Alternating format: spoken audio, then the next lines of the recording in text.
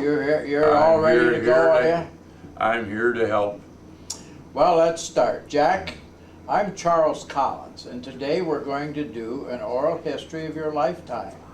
We're going to start right out by asking you, Jack, your full name and where and when you were born. Okay. My full name is Jack Dana Floyd. And I was born in St. Charles, Michigan on July 2nd, 1922. Jack, tell us a little bit about what you remember before you went to grade school. That's not going to take long, is it? No, not really. I had to walk. I remember it was in Lake Orion, Michigan. Okay. And I had to walk about 2 miles to kindergarten. Now you said grade school. Sure. And I had to walk that for let's see, for kindergarten and the first grade. You walked 2 miles to school. 2 miles to school. Okay, and all kinds of weather, I bet. All too. kinds of weather. There was no transportation or anything. I was walking, and then in the 6th grade. Let's see. No, in 5th grade. I guess it was the 5th grade.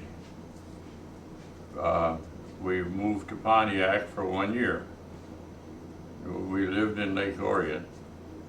And Okay. my dad got a job there,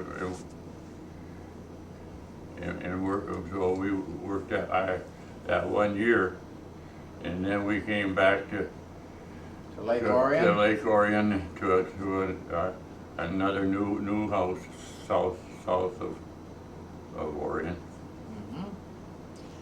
So do you recall any of the friends that you made before the 6th grade? No.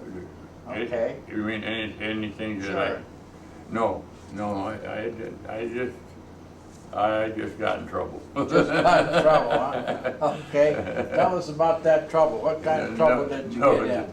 No, just ordinary, Just ordinary kid stuff. trouble. Yeah, so. So for a year you moved into Pontiac and then you moved back to Lake Orion? Back to Lake Orion.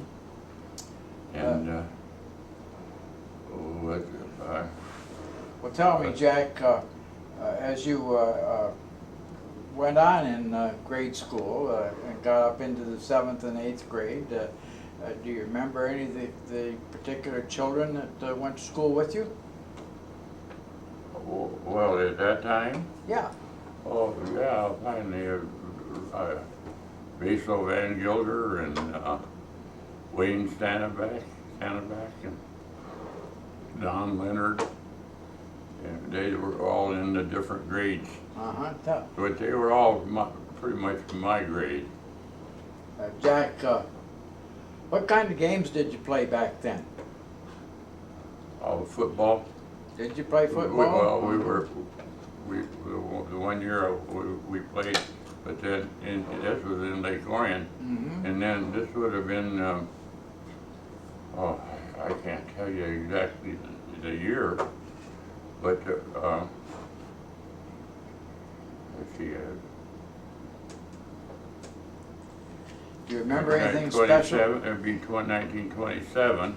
Okay. And that year there was a young fella got killed playing football Oh my. in Lake Orion, and they stopped playing football, so they didn't. So during my high school years, they played what they call speedball. It's a combination of soccer and football, or Uh-huh. soccer. So they played soccer Pretty because much. of that accident In or place that, of the football, in yeah. place of football. Yeah. So what year did you start high school? Do you remember? In high school it would be, what would be sixth grade? No, it'd be 8th grade, 9th grade. No. Let's see. was in the 7th grade, I think. Did you play football or speedball? 7th grade when the boy got killed? Yeah, no, I wasn't old enough yet. Okay. Uh, So I'm confusing you a little bit, Jack. Tell us about your high school years. That's a washout. That's a washout. What do you mean by washout? That's a washout. I was doing real good. I was the outstanding boy in the 9th grade with Doris Layton, who was the outstanding girl in the 9th grade deal. And then in the 10th grade, I didn't get along with the teacher. Uh-oh. At all, and it went from bad to worse. When I got into the 10th grade, I just walked out of school, and So at that time you went to the 10th grade and then left school? I went up. Yeah, well, it's in the 10th grade because I got out of school when it's down. Well, the teacher's name was McFate, and I was independent and everything, and he just didn't see things the way I saw them. That's all. That happens, doesn't it? It does. Yes. And so anyway, I trapped muskrats that year. I always did, and I really good. I got a bunch of them, and then in the January of 40. I get confused with my. I need a pad, Carol. But anyway, let's see.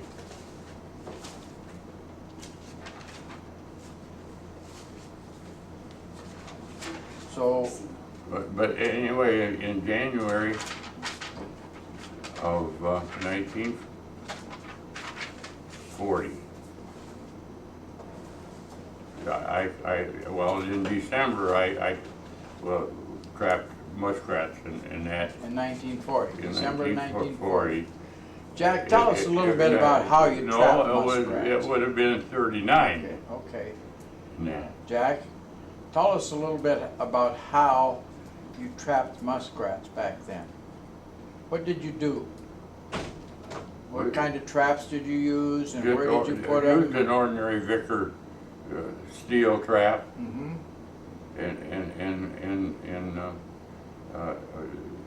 their hole. Of course, it was.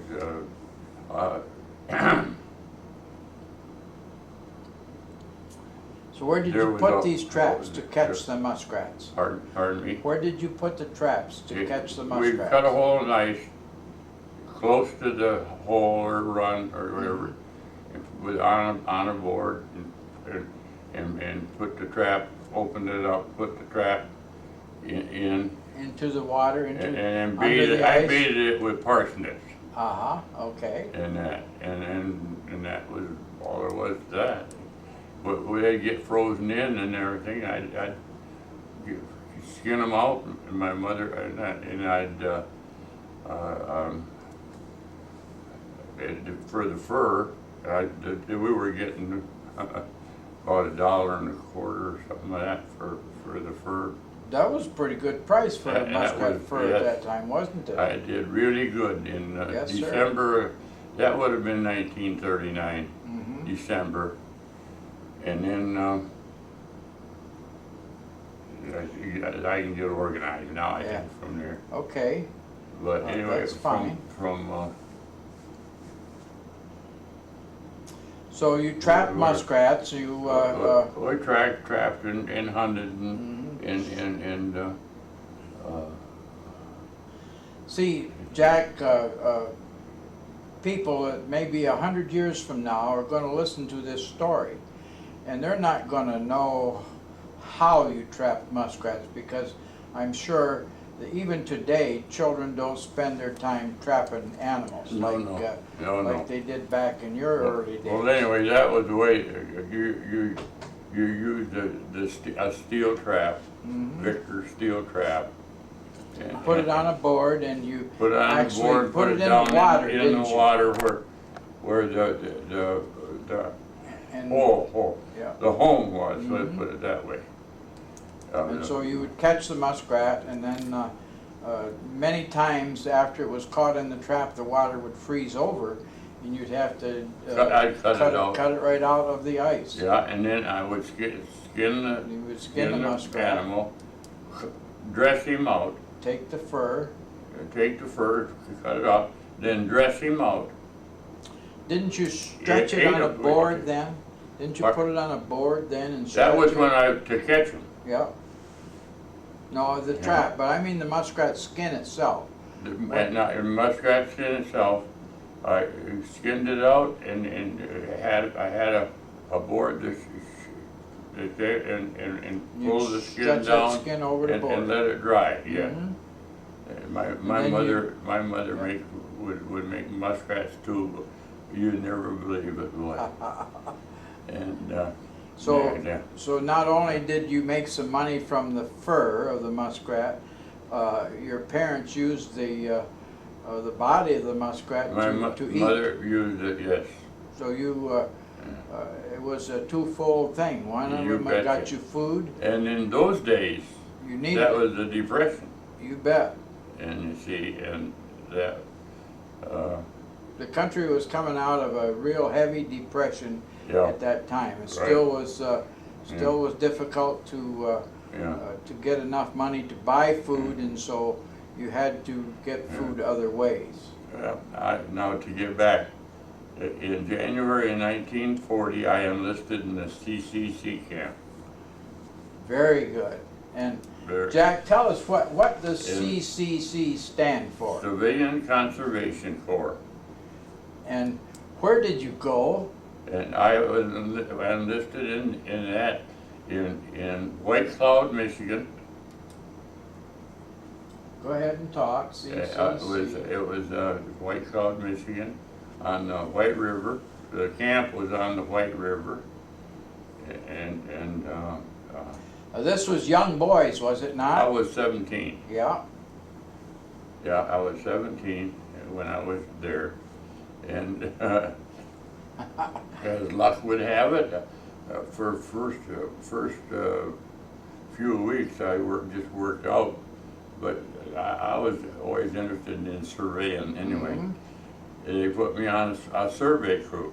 Okay. So I worked with a fellow from Clarkston, Michigan. His name was Stickney.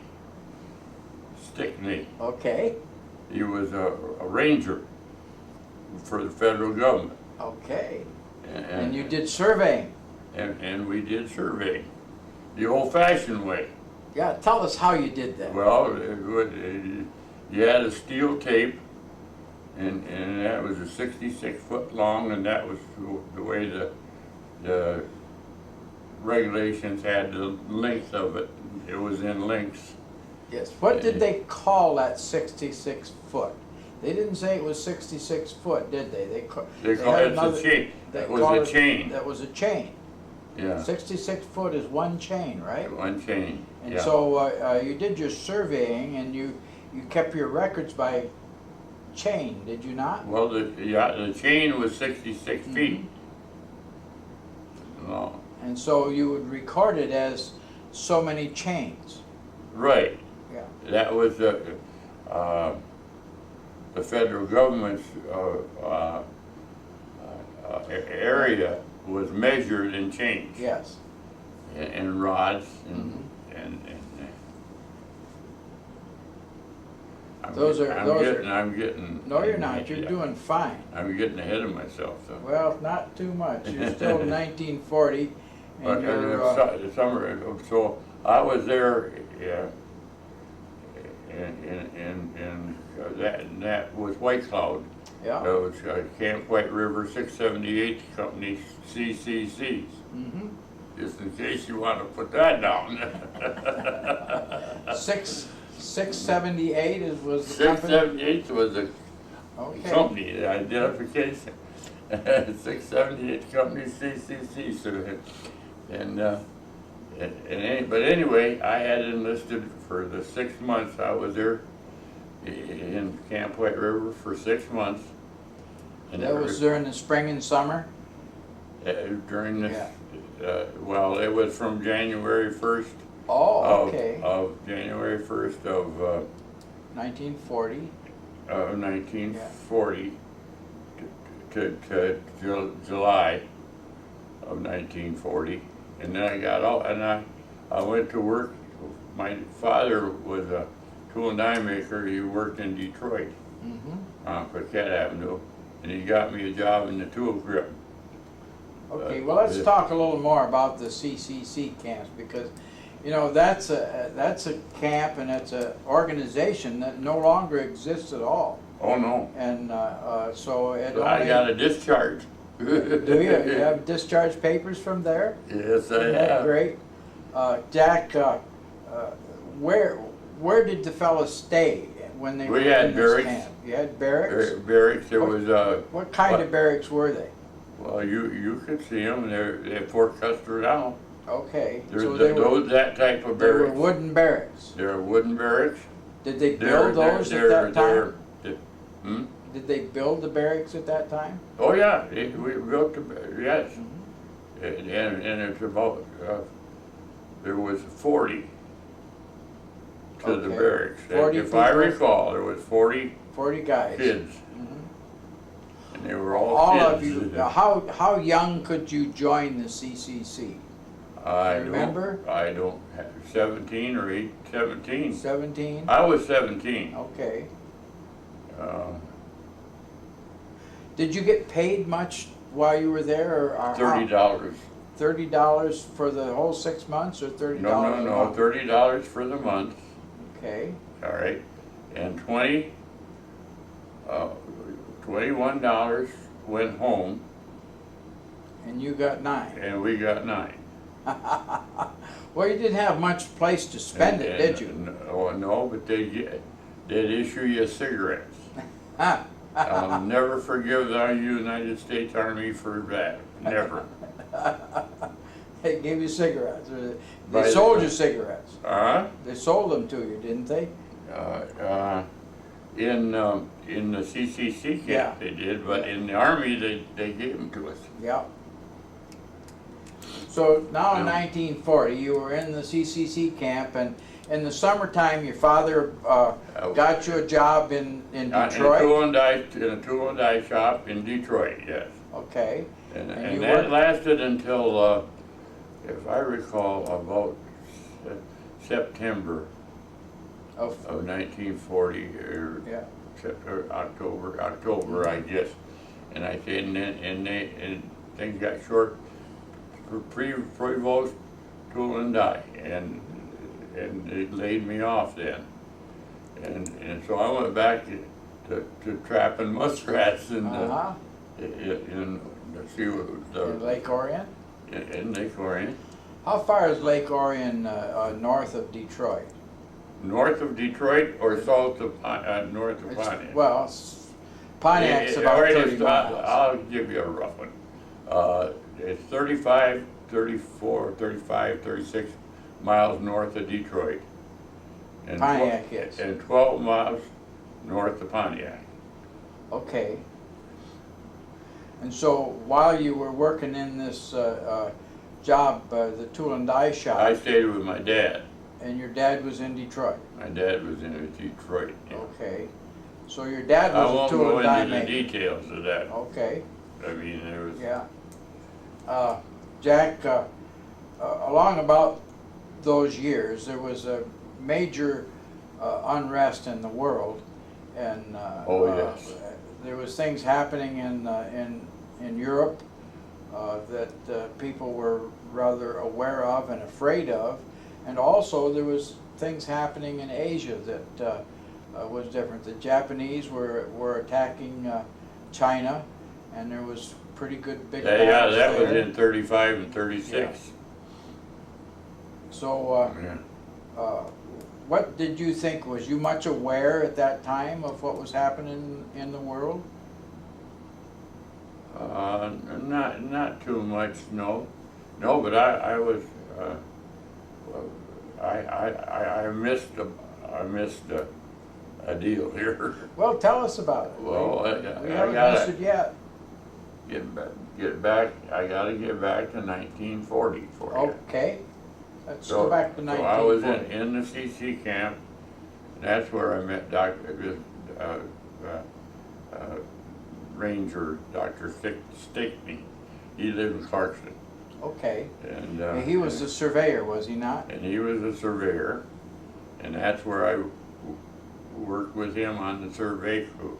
Mm-hmm. And that's what gave me the interest in surveying. Okay, And that's where we used that chain yes. and everything. And we used like that, a tripod, and a single tripod, set it up, and had a compass Mm-hmm. to set on it, and with that you use for line and to measure the degrees and stuff to run your survey. And so I did that all during first part of 1940. Mm-hmm. And then I went with my dad to You went to right, Detroit and, and then they laid us off. okay, And so in January of 1941, actually in December, I re-enlisted in the CCC okay, because I had got out. uh-huh, And while I could type, do things, they gave me a job as a clerk uh-huh. there. But anyway, Bet you liked the surveying better than you did the clerk. no, I enjoyed that Did too. you? But anyway, there was a contingent of soldiers from Fort Custer came out and talked us into enlistment in the Army in Battle Creek at Fort Custer, Michigan. Mm-hmm. And so I had got in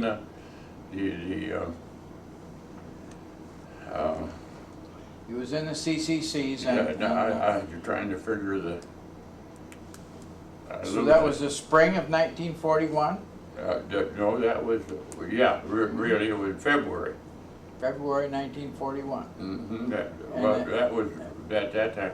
And, So that's a little different, Jack. Tell me, as you enlisted, what do you remember what these guys told you as you enlisted? How long you was going to be in the service and that type of thing? they just would be enlisted. And I knew that the draft was started. Yes. The chances were at that time, let's see, 1940, I was 18. Mm-hmm. 41. 41, you was 18. Well, yeah, I haven't got there yet. Okay, well, keep going. And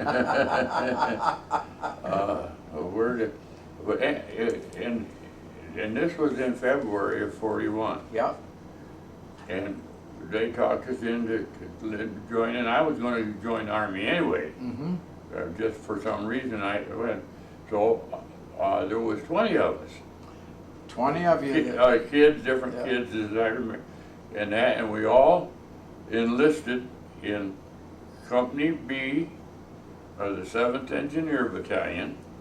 Okay. Company B, 7th Engineer Battalion, 5th Infantry Division, Okay. Red Diamond Division, which has a history. Yes, it does. Now, where am I? That's why the Okay, red diamond there on your. that's my Red Diamond. Okay. Patton's Red Devils. Yeah. We'll get to that later, I guess. Yep, I think so. So now you're in the service. I was trying to figure out where to put. So that's in February. Yep, you let me help you Matter of fact, it's February 11th, 1941 was my enlisted in the Civilian Conservation Corps. In the Army. From the CCC. From the CCC to the Army. Okay. Yeah. Now, so now you're enlisted. You go down to Fort Custer. Yep, right. And what did you see as you arrived at Fort Custer? A barracks. Okay. Kind of like you was in the CCC, right? Same difference. Well, no, yes, because when they didn't even have to issue us clothes. You already had them. You already had. We already were in ODs. Yeah. and everything. So now in February of '41, you've been recruited into the. So we're in CC camp. There's a good story here too. Okay, well let's hear it. I was a clerk typist there then. Yeah. Well, I was just a GI, kid, you know, and everything. And we were in the barracks and that, and the company clerk Charlie Blevins, he come in there and he looked in and he says, "Did any of you kids know how to type?" And I said, oh, it looks like I'm going to get out of that dishwashing and the rest of that duty here. I said, yeah, I know. I was a company. You was what? And he says, well, I got to take care of you. He says, come on. And I went in the orderly room in the company there. The first sergeant's name was Brignac. And Charlie let out a belly and said, hey, he says, I scored, I got lucky. He said, well, Brignac said, what do you mean lucky? He said, I found a kid who knows how to type, and that's going to help me a lot. And so they did. And so you see, they'd have to stand duty, yeah, and that, and wash dishes and all that other stuff, and then stand guard. They'd stand their guard and all that, but I didn't have to do that. You was the clerk. I was the clerk. All right. Well, that's different. And during that time, see, that was the year of 1941, and the war hadn't. Go ahead. Okay. Keep watching him. Well, you're moving around quite a bit, and I want her to see it on the camera. But go ahead. This is interesting. You're a clerk in the Army. Yeah. In Fort Custer. In Fort Custer. How long did you stay there? Well, I'll get to that. Okay. But at that time, they had maneuvers, Army maneuvers in 1941 in Tennessee, Louisiana, right down where that deal is now, in Tennessee, Louisiana, Louisiana. How about Arkansas? Arkansas, they had maneuvers. Yeah. And I've heard of those before. And in May they had a maneuver in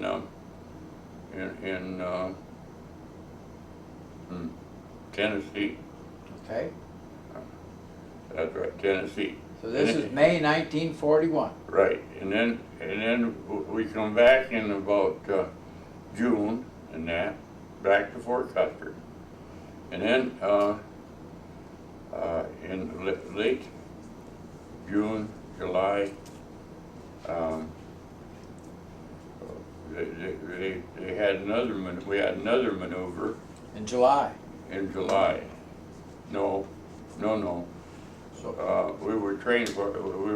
Had another maneuver in April, September. Okay. And in the meantime, So what, during these maneuvers, what did you do, Jack? Do you What still, I did, I you was was- company clerk. you were still company clerk? Yeah. So you didn't have to I go out had and to do the make the marching? payrolls out and Uh-huh. all So you did other- payroll as well? Yeah, Okay. yeah. Do the payroll and everything and then submit it and everything. And then in there's a little, in September, there's a little deal here. Our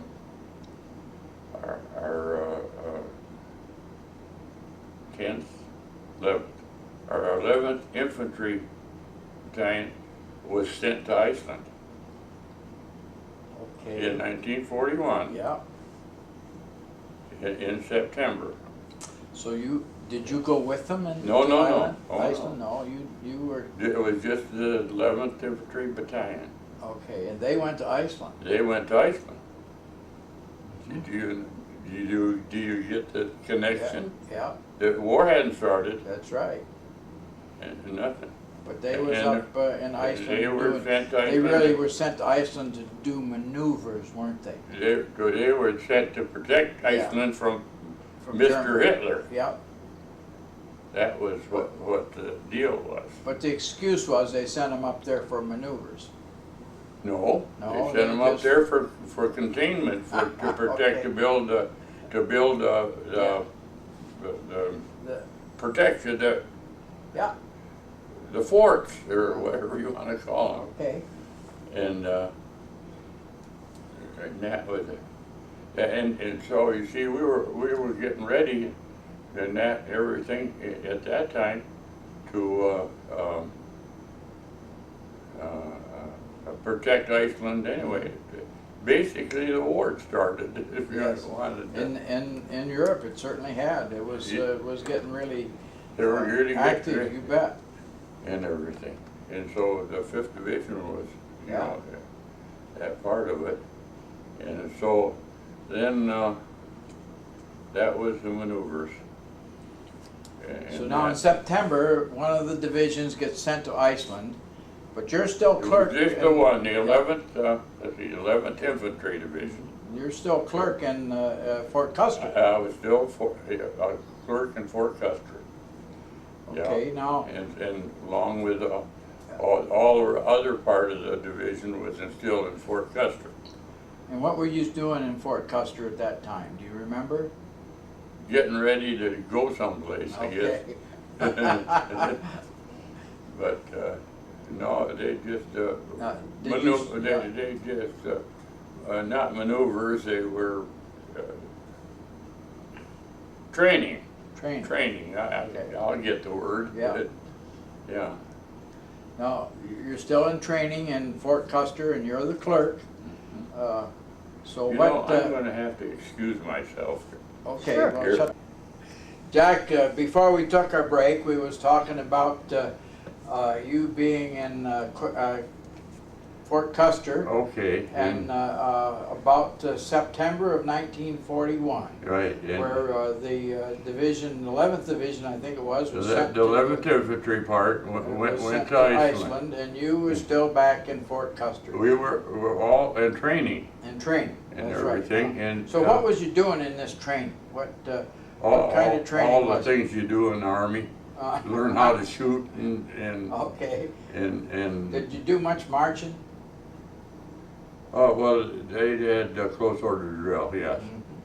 Now, as And- the clerk, did you get involved in all that, or Nope. did you just you just wrote Nope. it down? Huh? That's what the reason I was glad. I was glad. Yeah. Okay, And- so now we're in training in and the fall of 1941. yeah. So pretty soon, Jack. Well, you see, that was right about that time. It was September. September of 41. The 11th Infantry Regiment got all ready, and in September sometime they went to New York and then to Iceland. And they went there to. They made a camp for, you know, they were working, they camp, construction and all that kind of stuff for that. So now tell me what happened as you were in training, let's say in October of 41 and so on. What were you doing then? Training, And what bringing them up to date and forming the squads, and of course you had all the squads and everything, and you trained. Okay, and what did you do in November? Train. What did you do in December 7th, 1941? That's a good one. Yeah. Were Were you still in Fort Custer? still in Fort Custer. And tell me what. But we were issued clothes. We were Okay. issued things. We were getting ready to go to Iceland Okay. and everything. Yeah. And Where were you when you heard about Pearl Harbor, Jack? I have to tell you, Sure.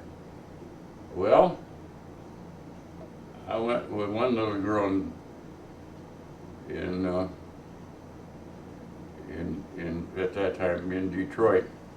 Mhm. Her name was Ruth Mackey, who I eventually married, and she just died here the 9th of February. Okay. So you But were. that was, Yeah. but my mom didn't like, she liked the other little girl in St. Charles. But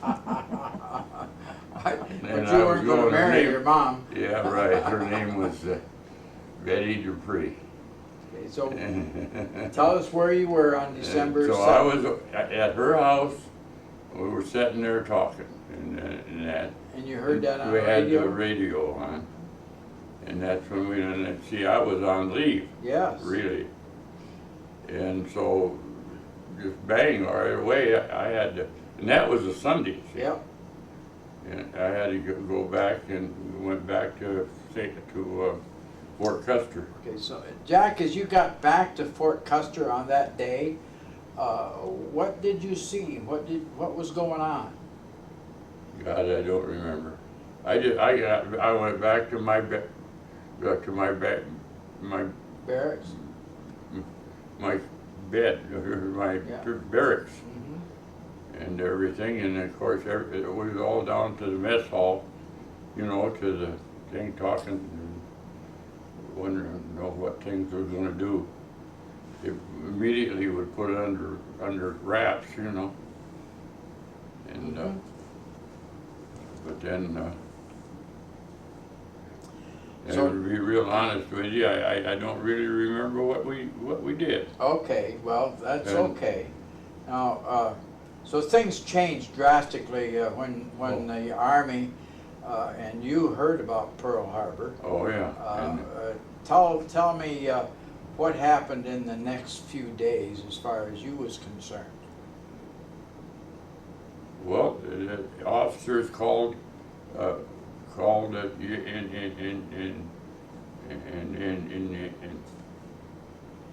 you just got in ranks, is what I guess the best thing you can say. And they called raps and, and as far as I can remember, that was it. And they told you about Pearl Harbor, I'm sure. Yeah, oh yeah. And then. Well, they had it on the radio. We were listening to the radio. Betty and I was sitting there talking, and it come on the radio that Yeah. the Japanese had attacked Pearl Harbor. All right, now what I'm trying to get at is what happened afterwards in the next few days? Did they change your orders? I don't You think still were in training? we How long were did you really stay in at training. Fort Custer at that time? After Pearl Harbor, how long did you stay at Fort Custer? Oh, we stayed there. You see, as far as I know, and I can't guarantee that, they had given orders to consolidate Mhm. to the units. Your squad, your platoon, your company, Sure. and they organized, made sure everything was put together. But now here you're in the service, and this is the regular army. Yeah, that's right. And the regular army, what happened as Pearl Harbor was attacked? Now, the next day, President Roosevelt declared war not only on Japan but on Germany. Yeah. And so things were beginning to, there was a major turmoil there, and things were beginning to happen. From the general down orders, and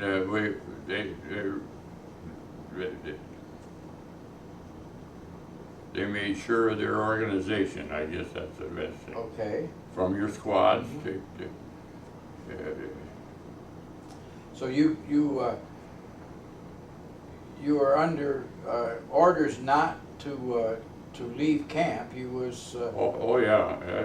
See, I was away. I had a pass. And they called them to return. Sure. And everything, and so we did that. So Jack, what happened next?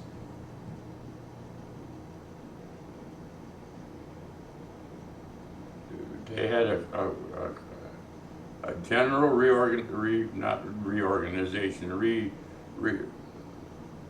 all together. Yeah.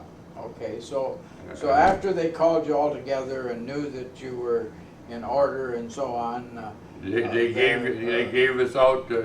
They went down through and called the names off for the squads and the platoons and just to make sure of your organization.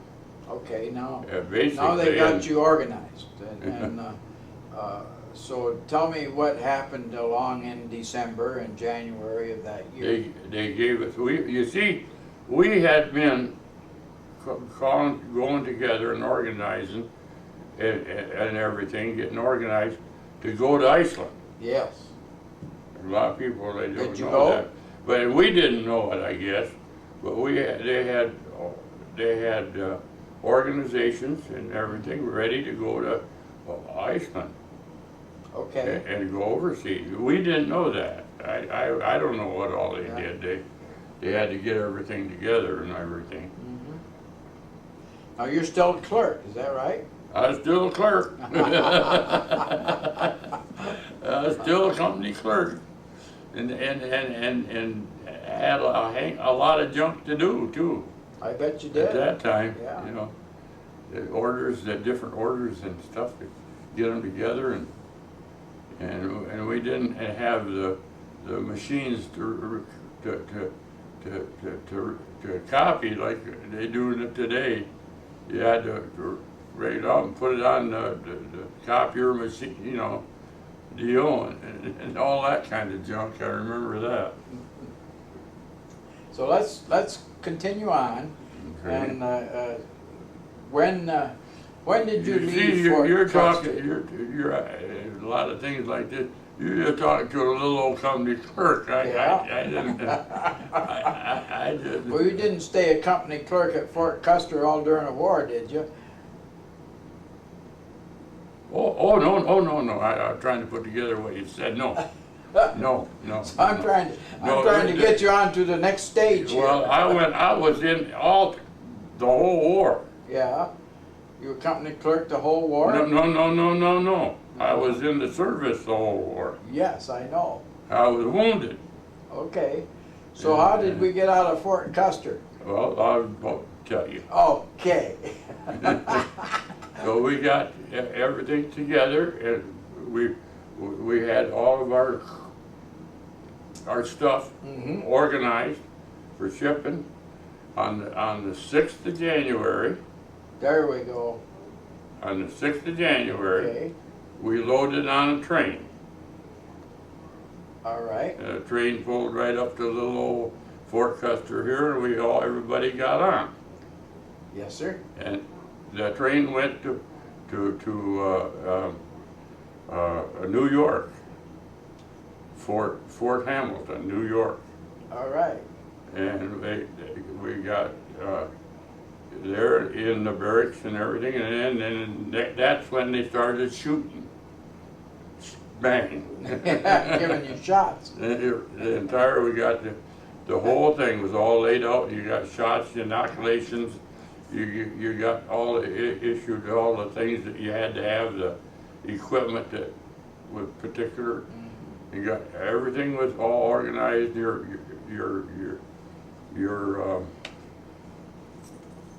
platoon, your whole organization ready. And we got on a boat. Oh, you got on a boat. Do you And remember we what got boat on- you got on? The Brinken, the damned old Brinken. You can include that. Well, we did. Okay, so you're, Which was a Puerto Rican liner. okay. And we got on that boat and headed for Iceland. All right, Iceland. yeah. Yeah. And As how a matter did of fact, one wave took in the whole side, the upper deck, going across the Atlantic in January. Bet you that was cold. Oh, yeah. And So you got into some bad weather. we did. Yeah. Yeah. And everything. So, and then we got. Did you get seasick? Me? No. Know why? Boy, why? I volunteered for KP. So you was down in the kitchen, huh? We just kept the belly full. That didn't. Then you didn't run into them kind of. But yes, they got sick. All of them. But over the side. Yeah. And I was sitting back there in the kitchen laughing at them. But anyway, we were on the brink on the boat 11 days. Took you 11 days to get to Iceland? 11 days and got to Iceland. And when we got to Iceland, there was, they had put up barracks and stuff like that. And we were assigned there to barracks in Reykjavik temporarily. And then about the next day, we went out to a camp, they called it Belvoir. There is a Camp Belvoir, Virginia. Yeah. But So there was Belvoir, one yeah. in Iceland also. And but now this was just a company, my company, just all regular Army that got to Iceland at that time. Okay. And then there was other infantry assignments and that, but the 7th Engineer Battalion was the only one that went in that convoy. All right, now you're in Iceland and you're at the, You know, we were assigned to barracks okay. in Fort Ground Day. And What did you do there then? At the, we built forts, so you, fortation, Yeah. barracks, not barracks, pillboxes. Okay. Yeah. Because we were protecting it. Our Okay, so assignment was to keep Hitler the hell out of there. All right. And that was primarily what we did. So And you were then stationed there in Iceland for a while? we were stationed there, Yeah. 19 months. Really? Yes, 19 Okay. months. And so you built the fortifications We around built the Iceland fortifications around Iceland, to protect it from the and- German army. right, and Okay. had pillboxes and the Anti-aircraft guns? aircraft and aircraft and everything. So were you still a clerk then? I was a clerk then, and I still had to do my deal and everything, and Okay. So, well, so we you were in Iceland for 19 months? Yeah. Uh-huh. And Anything special about the times that you were there? Did you ever get leave while you was in there? Ever get what? Did you ever get a pass? No, I'll come to that. Okay. Never got a pass All right. to answer that question. But we, one platoon stayed in Belvoir deal, No, they didn't either. They went with us. They shipped us over the period of time to organize Sure. this kind of stuff. We went to a little town up the side of Iceland named Blandos. All right. No, Borganez. Okay. Borganez. And then part of our platoon stayed there, and then my squad, and they had taken me off of the Clerk's job? the thing, and made another guy work because he wanted me they made me a squad leader. Here's what he did. All right. Which made platoon, you know. So what was your rank then as a squad leader? PFC. Okay. So he was a And, PFC. and corporal. Uh-huh. So you At different times, you know, corporal. And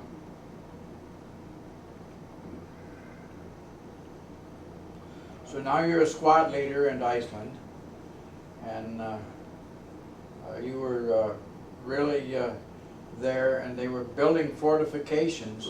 yeah.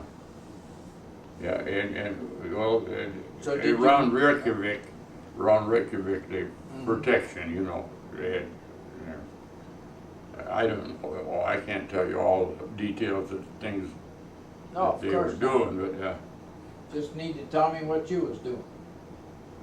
I was trying to stay out of trouble.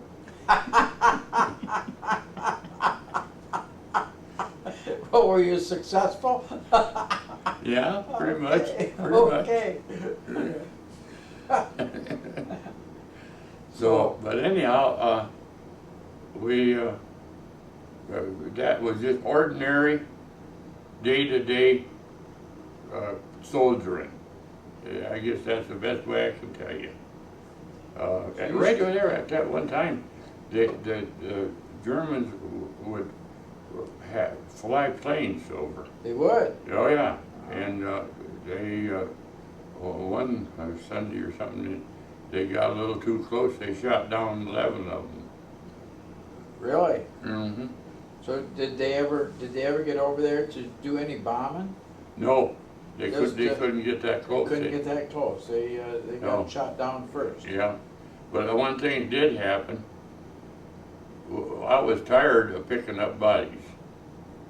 Really? We're talking about Louisiana and up Yeah. today. Yes. That's what it was in Iceland. Well, it would be April, May, in there. That's what it would be in Iceland. The Germans pill submarines would shoot them ships down and the bodies. Bodies wash up on shore. And we had to bury them. Oh my. And but then came the word that we were going to go to England. So that was about July of 42, July or August of 42. August of 42. Let's see, August the 3rd, I think, or was it 4th? Yeah. We went to England. Okay. We landed in Liverpool, and we went to a place called Tidworth Barracks. Hedworth? Huh? What was the name of it? Tidworth Barracks, Okay. and not far from Salisbury Cathedral. Okay. Because Salisbury Cathedral was right So there. as you arrived in England, how did you get to England? With a boat, But with a ship? yep. with a And ship. how was the weather that time? Oh, that was all fine, It was good weather that time. yeah. So you Mhm. didn't have too many guys hanging We over the didn't rail. have, no, we didn't have, it was great.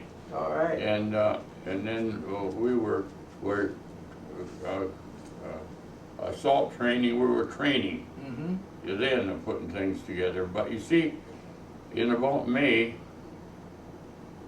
in the part of May, our B company, C company, and headquarters company came to Iceland and were assigned in Reykjavik. Okay. See, the rest of our battalion Yeah, the rest of your battalion. and the rest of the infantry battalions All right. and artillery, and the whole 5th Division The whole 5th Division then ended up in Iceland at that time. at that time. And That then you moved along about August to England. From Did the whole- Iceland, Did the whole battalion from move? Iceland Yes. to England. The whole battalion move at that time? Yes. Okay. Now, As far as you're in the headquarters. Yeah, sure. I mean, I'm a little old engineer, right? But anyway, they shipped us to England, and we were given barracks, and it was good barracks and everything, and there's where we did some marching too. Okay. In that, but we were only there a short time. We were there, let's see, August and September and part of October. All right. And I don't remember, I can't remember exactly the date, but I think it was the first part of October. They shipped us to Ireland, Northern Ireland. Northern Ireland. They Okay. shipped us to Northern Ireland. And we were in Newcastle and Castledown and in Ireland, different places. Our battalion ended up in, I can't even pronounce the name of it. That's okay. So Come now, down. So now Now you're in Ireland. Now we're there. March. March of 43. No, March. Oh. March. A lot of it, huh? March. 15 mile, 24 mile. a day? Yeah. Wow. In March, and getting.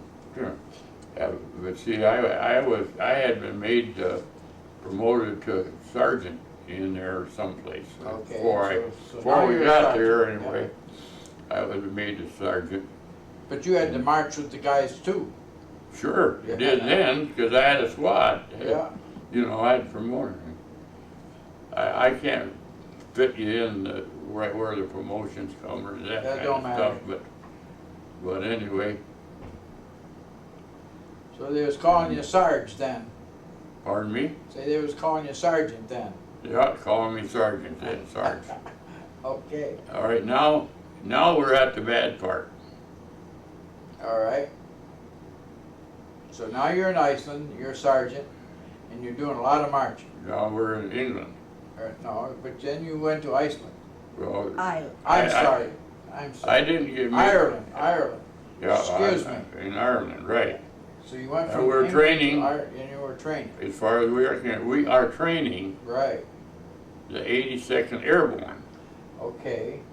and the 2nd Infantry Division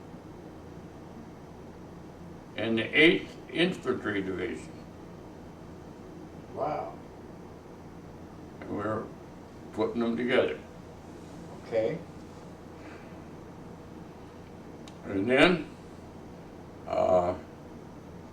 their training, they aren't there, and they get their assignments to go to Normandy. Okay. That's in there. So anyway, the 2nd Division went first. I can't tell you the dates, whenever. 2nd Division went first on D-Day. Mm-hmm. I think it was the 2nd. Well, the 6th of June was when. 6th of June, right.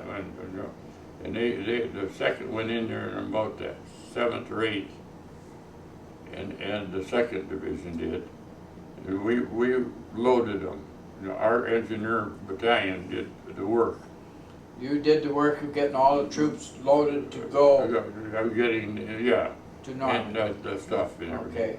Okay. And then the 8th Infantry Division, they went on about the 10th, say, Of June. of June and everything. And then, of course, you know how the 82nd got there. No. They jumped. They jumped. Yeah. Jumped. Now, did the 82nd, did they go on the 6th of June or later? Right on the 6th, they Right on jumped the on the 6th, 6th. they I jumped. we didn't know nothing about it, you know. Yeah. Them and and everything. In the meantime, we're getting all of our stuff put together. And all. Mm-hmm. So, but anyway, well, I forget just when it was. Well, time isn't as important as what you did. Yeah, well, then see, that was the second, and then they were attacking. Yes. And then see, the 2nd of June, they were during the period of June, the first Infantry Division and the 27th and all the rest of them that hit Normandy. Yes. And the second, that we didn't go in there until was the middle part of, well, the end of June, I guess. Later when in we June. went in there. Okay. And we unloaded. So how did you get from Ireland to Normandy then? Did you go by boat or did you go by plane? Your division, your group. You know, you went to Normandy the later part of June. Oh no, wait a minute. Yeah, with okay. a combat boat. Okay, and you went. Now I'm ahead of myself here yet. I got to Okay. back up a little bit. Okay. Because you see, they did all that. The 2nd and the 8th and all that, they did their thing. I don't know nothing about them. All right. They were attacking Normandy. Yes. And everything, and we were getting ready, and we didn't load our boat on until was in July. I can't tell you yet. It was the end of June. End of June. We went to You were in the engineers yet, so we were where? you was in an engineering group. Oh yeah. Yeah. It was 7th Engineers, the combat engineers with the 5th Division. Mm-hmm. See, we had, of course, they'd come back together and everything. And then, so anyway, So you arrived in Normandy around the end of June. around the end of June. Okay, Yeah. and What, well, we were there, yeah, my birthday's the 2nd. And we were in Normandy on my birthday, remember? the 2nd of July? Yeah. Mm-hmm. And, but anyway, they were about 11 miles, 12 miles in from the shoreline. When you got there? When we got there. Okay. And I never forget it. When we got there, and we relieved the first division, the 1st Infantry Division, and we relieved the 1st Engineers. Okay. And that, and another cute little thing. We got there, and of course I missed the good part, didn't I? Well, we were in Ireland yet. My old buddy Harpo Marks, Charlie Marks, God today, he just died. Charlie Marks called me in, and he said, Jack, he said, you're the only one that I got that I can make a supply sergeant for my outfit. I said, oh no. Oh yeah. He said, you are now the company supply sergeant. And so here I am with all the stuff to put together for combat, the supply sergeant and all that good stuff. So you was a supply sergeant as early as June the 2nd, June the 6th, when they made the major invasion there. You was supply sergeant. I was supply sergeant. Yeah. Okay, so you was ordering in all of the armament and things that. Yeah, right. Well, yeah, and but anyway, let's see. I was the supply sergeant, and I had the big trucks with all the supplies, Mm-hmm. you know, and everything for them. And I had to take care of all that, record it and do all that stuff. But anyway, when we loaded our outfit. And actually, I had the 4-ton truck and all the rest and load when we hit Normandy Beach. Mm-hmm. And so anyway, it was, I don't remember, that it was in the middle part of July or that we were going in. Yeah. It was about whatever. And I had the truck, and so we got off at Kumant, which is up on the Kumant Peninsula. Mm-hmm. The main division was down here, and then around was the other Utah where we landed here. Okay, you landed at Utah Beach? Yeah. Okay. And but they were in pretty good. It was. Yeah. They were 12 miles, I think, if I recall. 12 miles in Yeah. at that time?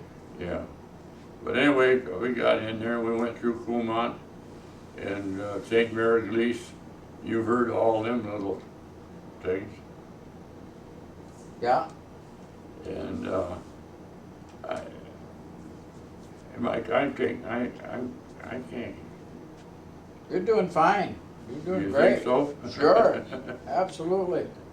Well, anyway, we got off on, I don't know, 8th or 9th of July in Utah, and then we went through Comont and those little towns that were there, Vitaville, and then along the coast. I did in the 5th Division, were deploying. They were taking the 1st Infantry Division. We were replacing them, and they were pulling back and Mm-hmm. doing their deal. But anyway, I came in, pulled the truck in, and they were the hedgerows, by the way. Yes. They were right in the hedgerows. And okay, now anyway, so we were going along, and the first infantry, first engineers were there, and I don't remember what company it had to be a company though. But anyway, we pulled in and the supply sergeant, battalion supply sergeant for the first, and I met him and that, we were just talking and getting things organized. And we were just getting organized, and I heard the shooting, the tat like that. Uh-oh. You know, and this first sergeant, he run, and I run, and he got right up in the hedgerows, and they're out of stone and everything. Yes. And I got up in there, and they just got up there nicely, and here come that plane right over the top of us with the old guns were just flanked, like that, right over the top of us. Wow. He said, "Well, you know what to do now." That's all he said. And that. Well, then it was all war. Yeah. The 26th of July, we assault crossed the lower river and took what they call Angiers. Mm-hmm. Angiers, A-N-G, Anjou. Yeah. The French, Anjou. Oh. Yeah. So, and then you could see the trace. Yeah. We went to Angier, and then we went to Chartres, the cathedral Mm-hmm. for Chartres, and then we went to. I was hoping I wouldn't do this. You're doing fine, Jack. No.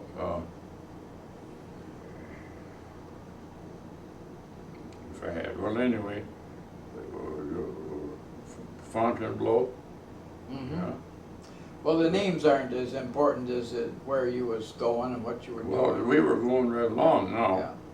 Yes, you were. They were pushing, you know, Mhm. where we run out of gas. You know, that old famous deal where we run out of gas. Yeah. And Were you still the supply sergeant then? Mm-hmm. Uh-huh. I So was you knew you was running out of gas, didn't you? Yeah. Yeah. Because you couldn't get any. No. But that was just about the time that they took Paris, and we were at Fontainebleau, Mm-hmm. and that, and the rest of that is all kind of history. But Sure. Well, we're not as interested in the history as we are interested in what you was doing. Oh, okay. Okay. We were going along, and they were.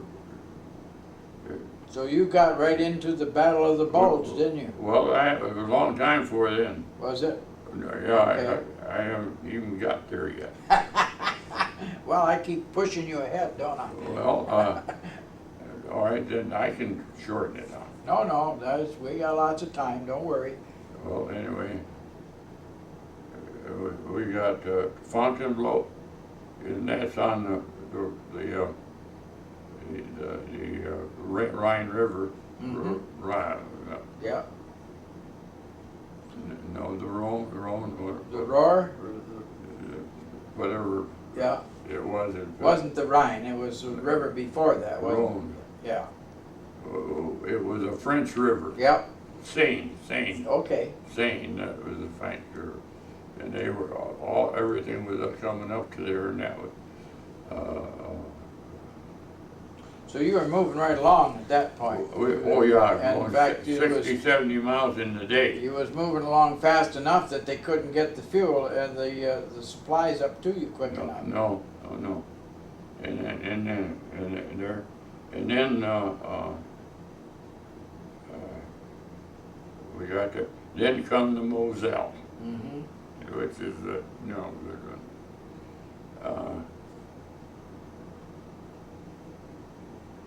oh, yeah, well, another little deal of this, when we were going up through there, when we were back in July of there, when they formed the Third Army, Yeah. and when they formed it, they formed the Third Army out of the 4th Armored Division and the 5th Infantry Division.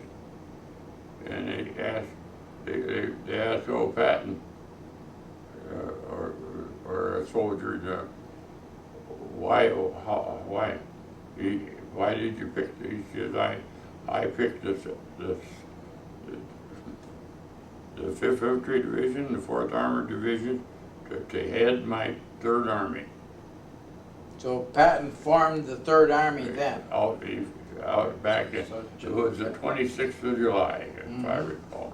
And that was when we hit that, and that was when we made that run Okay. up through there with all. Yeah. And I just following along with my little old truck. With your supply truck. With my supply truck, Okay. So And, did you meet General Patton? yeah, Oh yeah? yeah. What kind of guy was he? It's hard. Hell, I met him in New Orleans. Did you? Or no. No.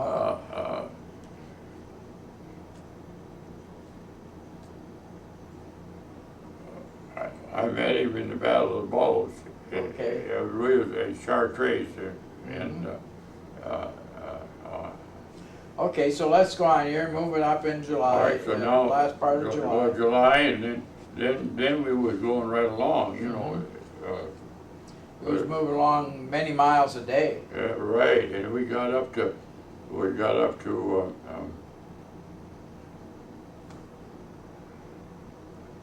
it's doing it to me again.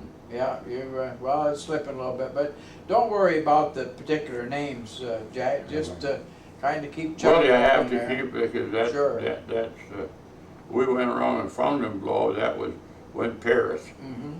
and all that. Well then, when we run out of gas, we had gone on to Metz, and Metz was on the Moselle River, Okay, you see, and so, but they took Metz and that, and we were, though that was where the forts were, yeah, and my buddy Sabbath got killed. That's the story too. yeah. I was doing some typing. See, I still Still clerk. yeah. Back bothering you? No, I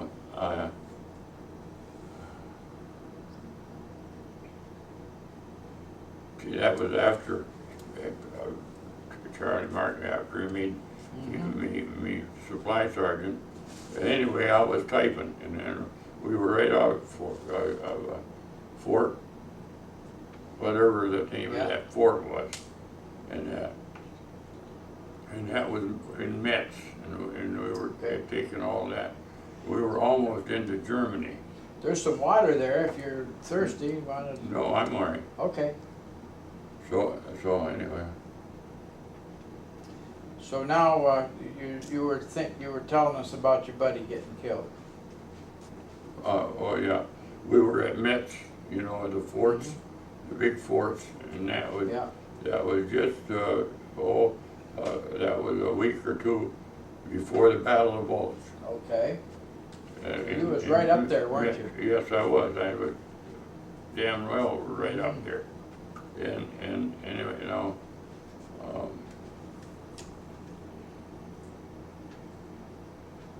Oh, anyway,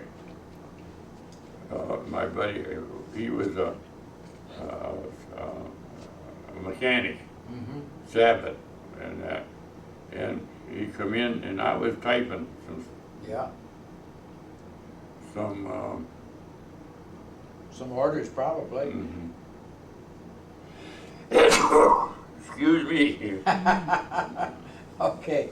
I was typing some requisition or whatever. But anyway, Alex come in, he said, Jack, can you help me put the trailer, little trailer on this weapon carrier for me? I can't do it, Alex. I can't help you because I got to get this done for Harpo. And Moriello, truck driver, was right there. He said, I'll give you a hand. So they got out and they was just getting that in, and then all hell broke loose.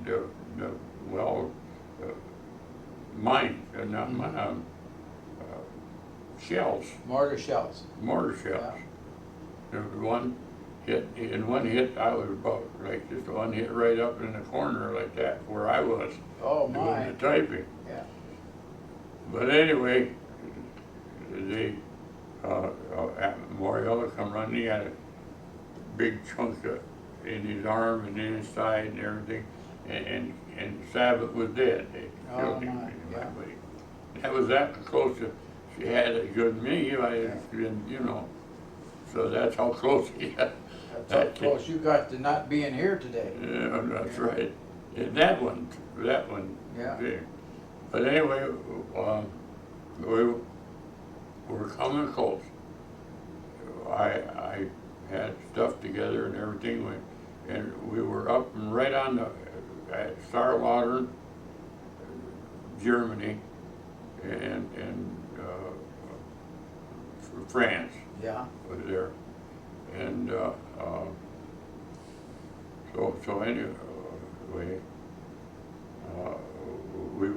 pulled up there, and that was right when we were on the edge of that, and we got up there, and that was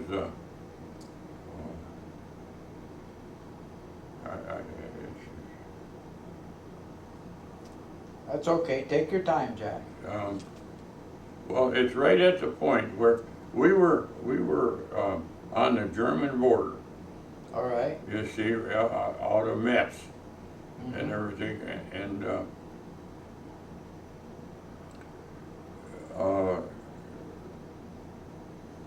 Battle of the Bulge is right here. Yeah. So it's coming up right then as you were on the, Right you there, were, that's you where were we on the were. German border. Yeah, we were right in that border and everything, and then, see, this was, So when, I was trying to remember the date. oh, don't worry about the date. No, the The date. history books have got that. Put me together. Yeah, Well, we'll let it go. yeah. Uh, So now you, we're Germany and that and everything, and this was in December. See, we were at a, was cold weather then. yeah, snow, like that, and everything. About 8 to 15 inches deep. Yep, yep, and so,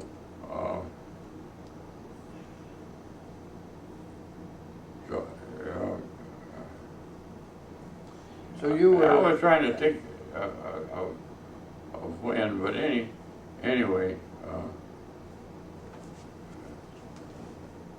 So now you were forced to retreat at that time. Is that right? no, see, I wasn't, You weren't on the front line. yes, I was. You were. Matter of fact, we were at Consdorf and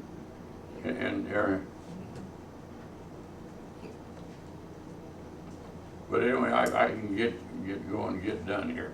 But anyway, right after Alex got killed and everything, we kept on going. We were in Saarlautern. That's in Germany? In Germany, Mm-hmm. right on the edge. And that was,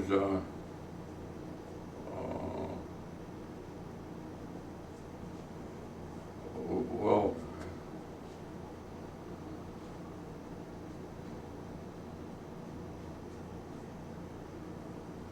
we're right, You were right there. yeah, we were in Consdorf, Luxembourg. We were right going up into Luxembourg Okay. and everything. And you see, there wasn't much happening there. We were pushing Yeah. the infantry, and they were pushing, and it was after well, it was, now I'll get it. The Battle of the Bulge was, they had just, was in December Mm-hmm. and everything, but we were more, and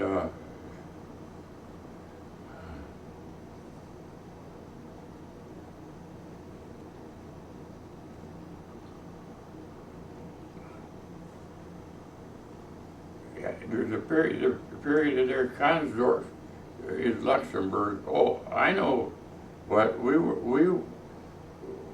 that was where Alex was killed, and we were just coming around. We were gonna, was making up charges. We were just gonna go into to Germany and everything, and this was on the, what the heck was it, 19th of December. Okay. Yeah, the 19th of December was the Bulge. Yes. Yeah, and when we were in Consdorf, Luxembourg, and we had come up through Luxembourg, and then on the 19th, and that was when they attacked. The Germans did. Germans attacked. Right there at the 19th, and that 19th and 20th, and so that was when they took over Bastogne. You know, they surrounded Bastogne, 101st, and everything. And so the 5th Division was here, and Patton ordered, or Eisenhower ordered the 5th Division and that to protect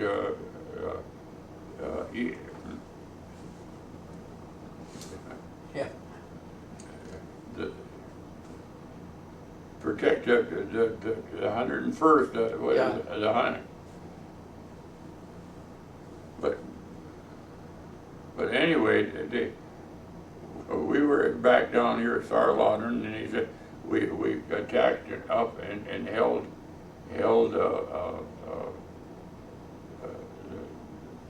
Mm-hmm. I've got all confused. Well, you're doing fine. You're doing fine. No, I gotta get myself organized. Straight. Okay, well, Jack, we need to change the tape here on the camera. Okay. So shut it off and we'll take. We go from Germany, and that, this is on the 19th of December. We go from Germany up to Luxembourg. Okay. And was Kansdorf and Metz, and all.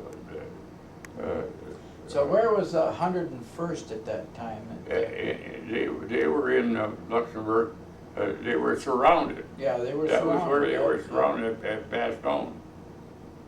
I work with a man doing oral histories in Grand Rapids that was in the 101st and was surrounded. In fact, Yeah, they were surrounded. I also And you know what started this all? Yeah. You asked me when if I had seen Patton. Yeah, that's when. Huh? Well, the 101st was there, and the 4th, and then here we are again. See, the 4th Armored Division was attacking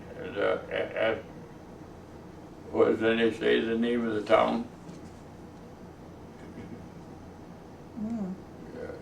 The 101st was in it. Yes.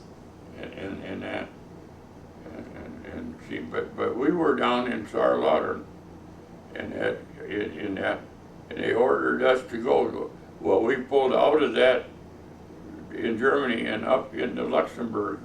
And we were at a town called Kansdorf. Okay. See, and that's where we were there in Christmas time. And that was after. So that was 10 days later. That was 10 days later. See, we moved up from Sarlaudern.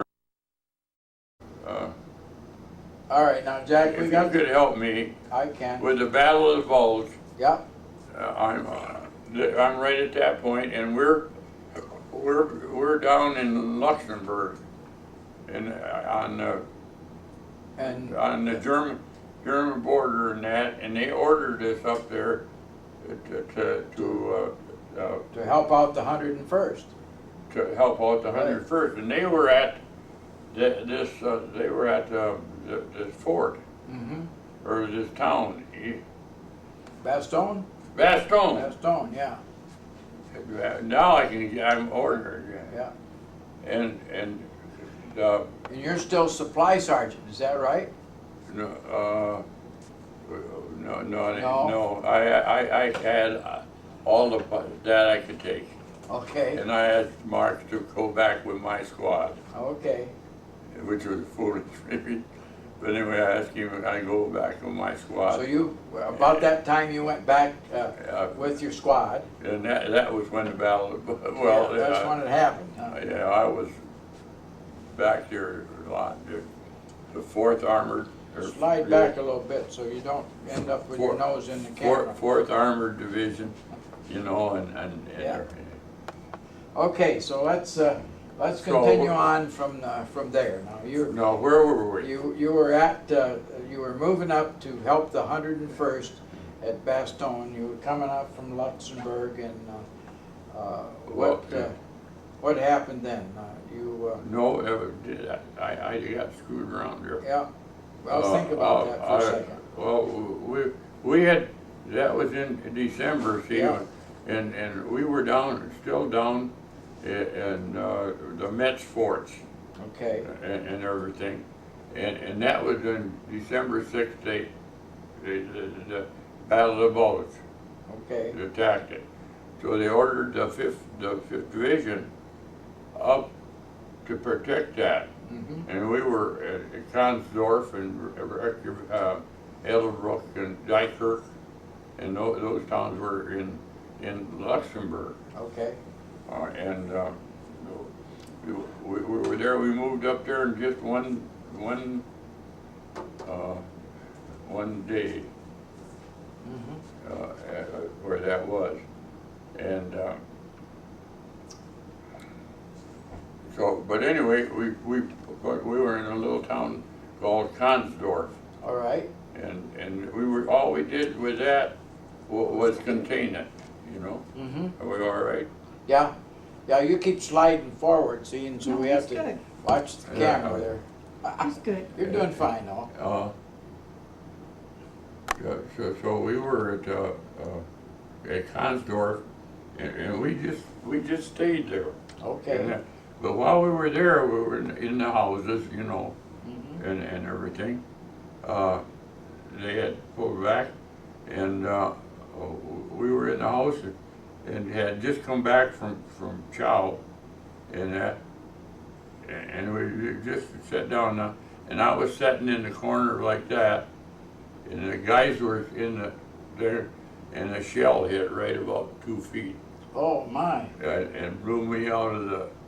Blew you right out of the corner, huh? Blew me out of the corner and everything. But all we were just scratched up. There was a couple of the kids that got cut from glass and that. But I was lucky. I didn't even bother me at all. All right. Yeah, Well, that's all good. right, it was. Yeah. That was a That's close where we call, were. though, wasn't it? Yeah, and we stayed there. We did patrols, is what we were doing. Even the engineers, we were accommodated, but we still did patrols. And then they ordered, we made recon on the Sour River. Okay. You get that? You dropped your. Oh, that's all right. On the Sour River, and that, and the Germans were right up to that, and we were right up to that, and this was on the 18th. We had stayed steady for that time is 18th of January. 18th of January. 18th of Okay. January, we just contained, you know, and firefight here and a firefight there, and, you know, Yeah. we weren't involved, the infantry was involved more than anything. And that was bad. So you were with your platoon at that time? Yeah, I had gone back to my platoon, And you were a sergeant? and I was a sergeant. So And, what were you guys doing? You're doing patrols, I understand. Hey, that's who I'm at.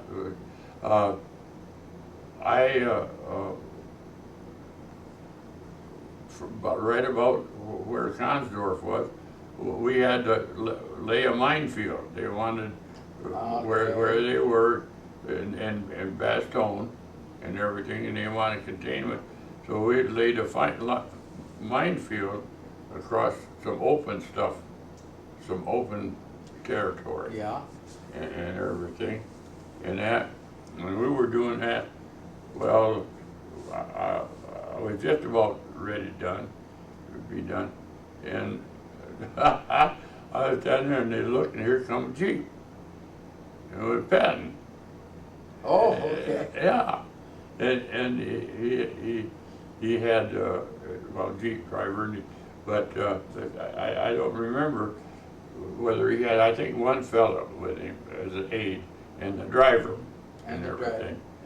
And he pulled up there and he says, "Oh, Sergeant," he says, "how's things going?" I said, "Pretty good, General." I says, "How about you? You got them guys taken care of?" He says, "We're figuring on starting right now." No, he said, "I guess I better wait a while." But anyway, he said, "How are you doing?" I said, "I'm doing fine." I said, "We're laying a minefield in here." And he said, "Yeah." I said, I wanted to cover that.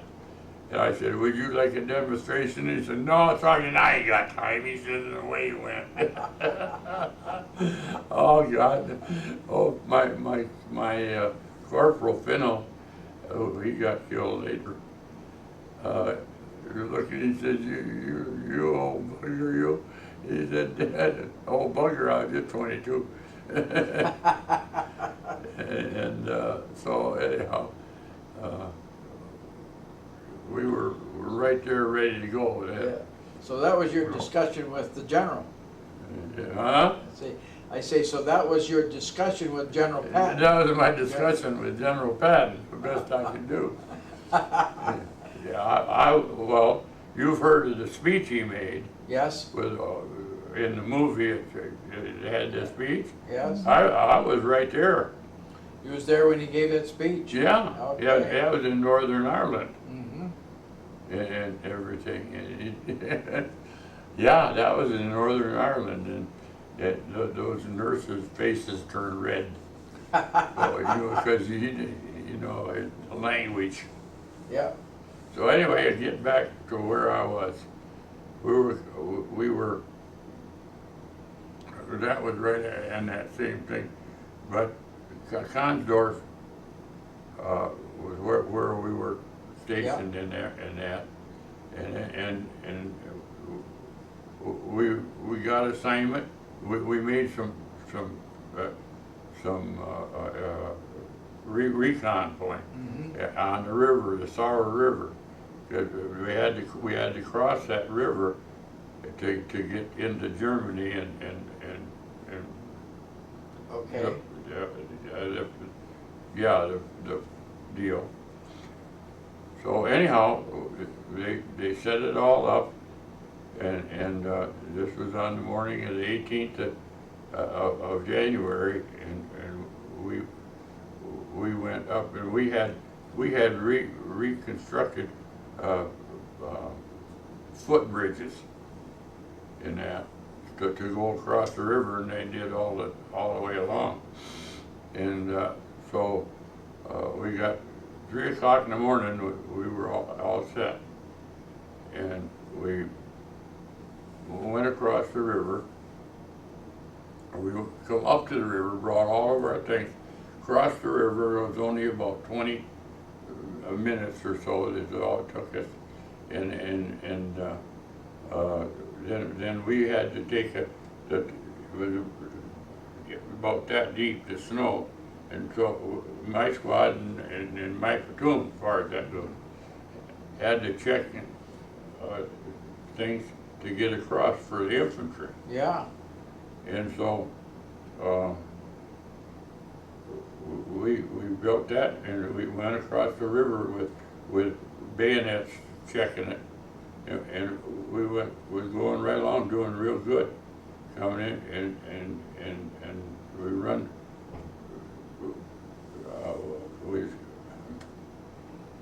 okay. We right to a point, and doing fine. And it was almost to the road, and they didn't want us to take any weapons, any guns, because they didn't. But anyway, we got almost up to where we was going to stop, and the damn machine gun nest was right there. Okay. And he cut down on us. I'll never forget it, and never forget as long as I live. And we got up in there, and he cut down on the machine gun. And I was about like this, and he was about, say, over the wall over there. 20 Like foot or so. Huh? He was about 20 foot then. From Yeah, the whatever, machine gun. from, Yeah. and of course they were here, and the bullets themselves was hitting the snow, and it was just like that. Just, I'll never forget that. I And bet you won't. no, and he got that all straightened. Done with that deal, and he swung right and come right over the top of me, and he hit me in the ankle. It was lucky because when he started, there was a plow furrow there, Yeah. and I was able to get down in it, and that, or In the I snow. would, I wouldn't be telling you now. Right. So you got shot in the ankle, And in the back of your heel, back of your leg there, and here.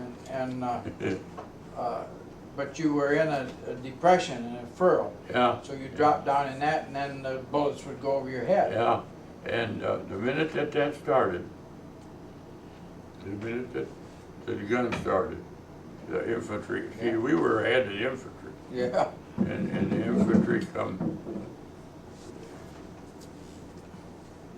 Okay, go ahead. and the infantry comes in, and I got a letter, well, they took me out of there. Yes. There was shot up. So that was the end of your battle for a while. It was the end of my battle. I got back to the 12th evacuation in Luxembourg, and then the next day they put us on a plane and flew us to England. And you went to the... And we was in the 52nd General Hospital in England. So how And I long were was you there there? from the 18th of January until the last of April. Okay, so what, And so it still wasn't the end of the war. no, In fact, no, quite a few months before that happened. No, I was in the hospital, Mm-hmm. you know, in the 52nd General Hospital in Malvern, England. Okay, Okay, then I kept getting better and that, but I still with a crutch. okay. And that and everything. Finally, where am I now? You're in the hospital Yeah. and Okay, and You so were recovering. anyway, they kept getting better and better, and they within what was it, 52nd General Hospital, and they'd walk me and everything, but it was still 4 months, you know. yeah, And I just figured that I was going to get out of there. yeah, No, no way. Yeah. They reassigned me. That was better, you know. And Yeah, they reassigned me, and I sent me back to Germany on the train to Luxembourg, really? to Nuremberg, Nuremberg, okay. and this was in So you April, joined and your division then in Nuremberg? I know. No? I was in a hospital, Okay, and I was trying to get back. okay. And finally got up and I had pitched a tent, and I was in this replacement hospital and everything, and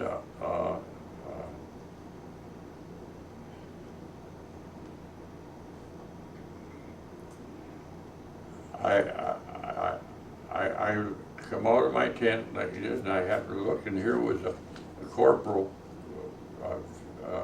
from my platoon, Okay. my company, Yeah, and that, and so I said, "You going back to the outfit?" And he said, "Yeah, stay right there." I went and grabbed my tent and everything, and put it on his truck, and went back to the outfit, and they were in Czechoslovakia okay, at that time, yeah, or close, and then they were on the damn river, Danube River, and that, and so so we're talking about April of 1940, that was May, May, because the war ended, you see, on the 8th of May, okay. and I was lucky there, so. So you were in Czechoslovakia with your unit? With my unit. So what did they do? They turned around and see they were going to take all the old regular Army guys out, Mm-hmm. and make the 5th Division. And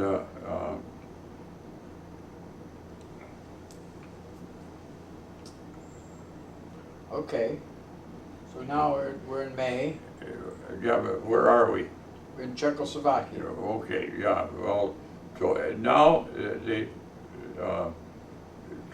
changed it. They transferred all the regular Army guys in the 5th Division to the 103rd Division.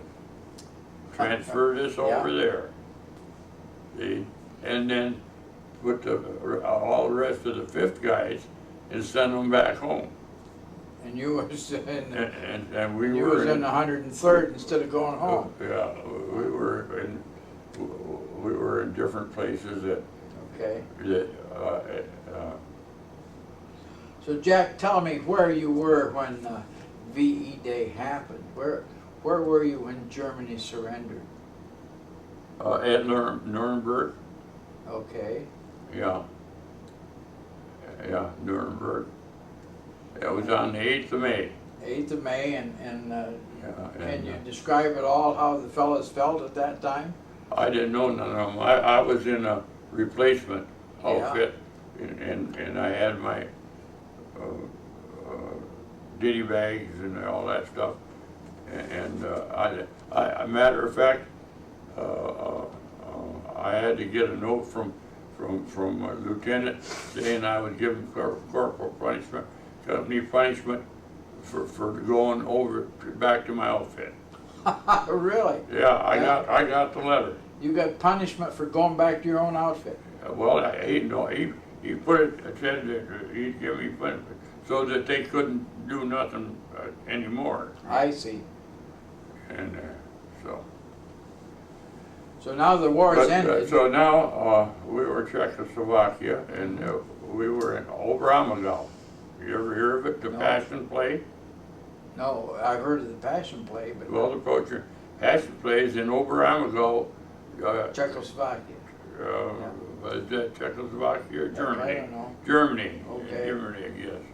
Whatever. So anyway, I was assigned there to different things, and that was all. That was it. Then, well, at that point, they sent me back to different replacement deals, Mhm. and then got on the boat and it came back to Newport News, Virginia. So as you came back on the boat, did you have good weather that time? Yeah, coming back, yeah. All right. See, that was in August. Yeah. So the guys weren't too seasick at that on that trip. Huh? I never did get seasick. No. So now you've arrived back in Newport News, Virginia. Yeah, you want another good story? Sure. This will end it sad, though. Okay. Back to where Betty and that, and I was sitting talking to a girl, Yeah. and Ruthie and I had broke up.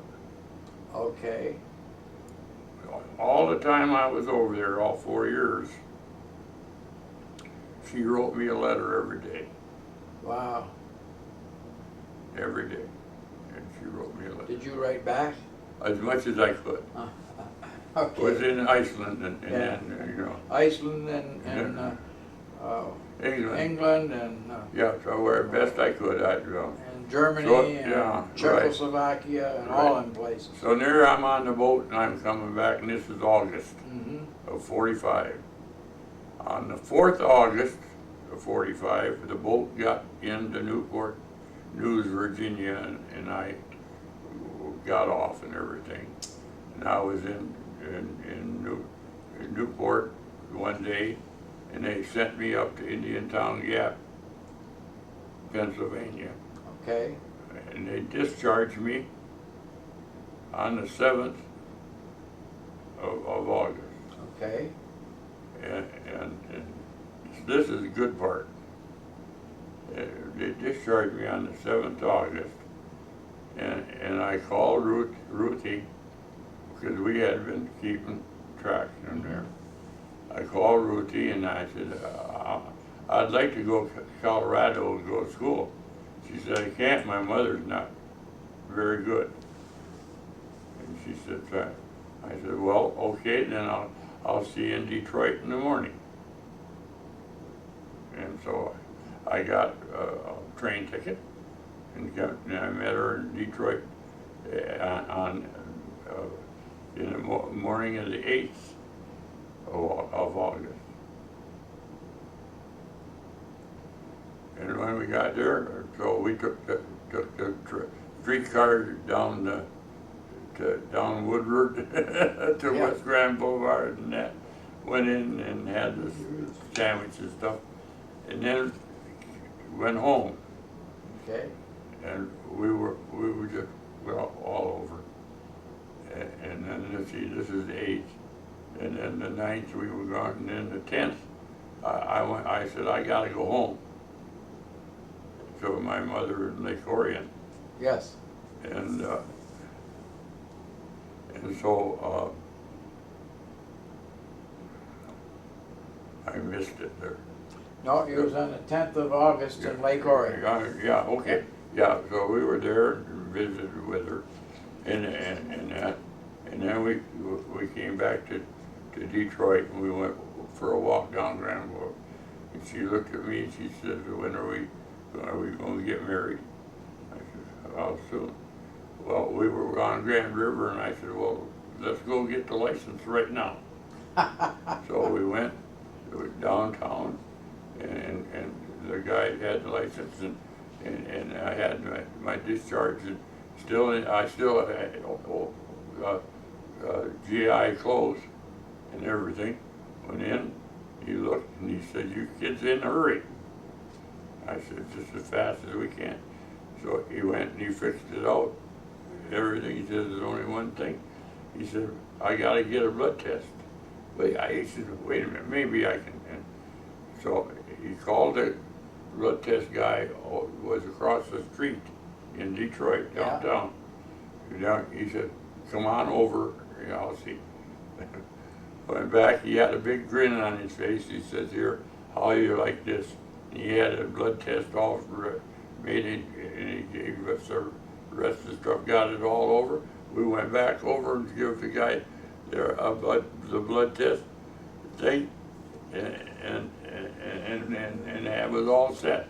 So then we went down to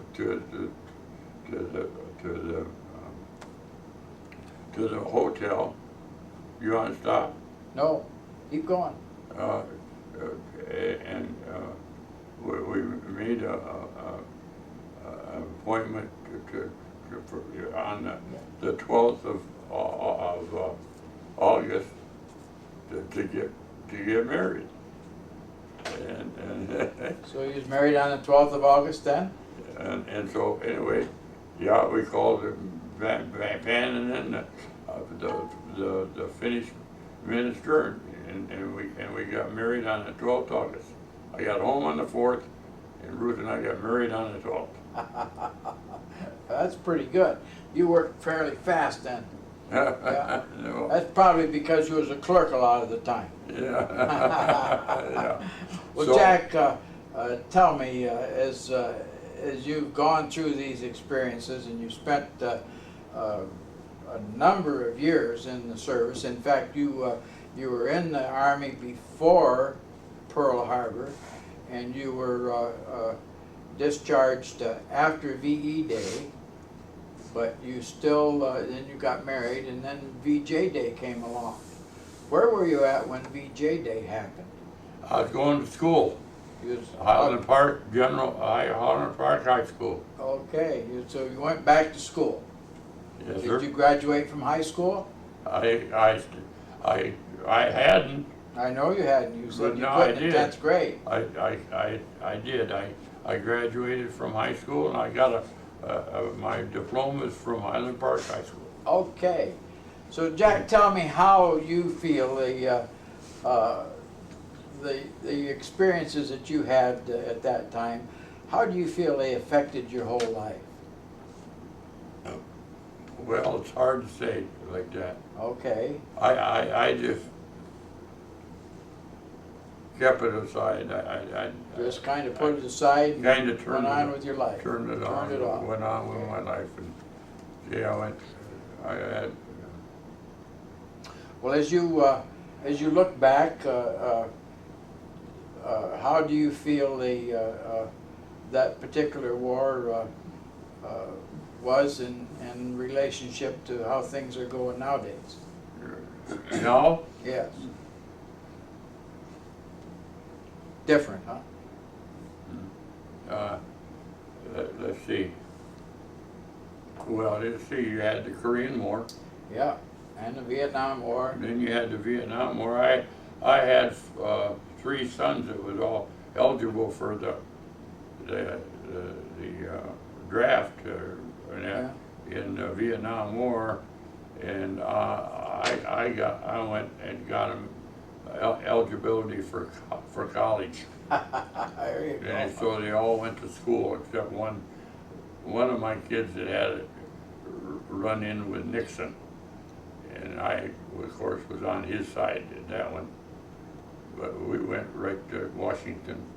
Did you? Mm. Okay. Yep, and that was, No. Jack, I want to tell you thank you. And you know, you're one of the fellows that have provided us with the ability to live in a free country today. yeah, I would think so. You know, it's my honor to spend the time talking with you. I'm glad that, you know, this, there's a lot of things that is taken care of now, though, Sure. and everything.